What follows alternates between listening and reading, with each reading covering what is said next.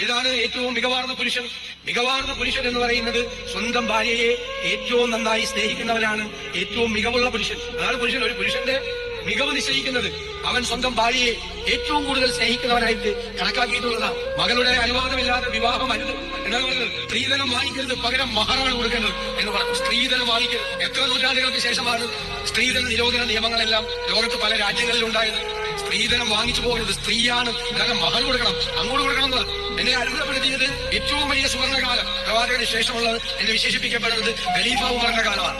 ഖലീഫ ഉമറിന്റെ സദസ്സിൽ ഒരിക്കൽ ഈ മഹർ തുക കുറയ്ക്കാനുള്ള ഒരു തീരുമാനമുണ്ട്. അപ്പോൾ ആ രാജസദസ്സിൽ ഒരു വനിതയുണ്ടായി. അത് അത്ഭുതപ്പെടുത്ത കാര്യം. അന്നത്തെ രാജസദസ്സിൽ ഒരു വനിതയുണ്ടായി. ആ വനിത എഴുന്നേറ്റ് നിന്ന് അതിനെ സ്ത്രീ ചോദ്യം ചെയ്തു.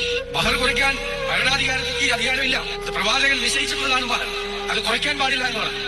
പലരും ആ സ്ത്രീയെ വിമർശിച്ചു. അപ്പോൾ അതിന് മറുപടി പറഞ്ഞത് ഖലീഫ ഉമറാണ്. ഖലീഫ ഉമർ നീതിമാനായ ഭരണാധികാരിയായിരുന്നു അല്ലേ? നീതിമാനായ ഭരണാധികാരി.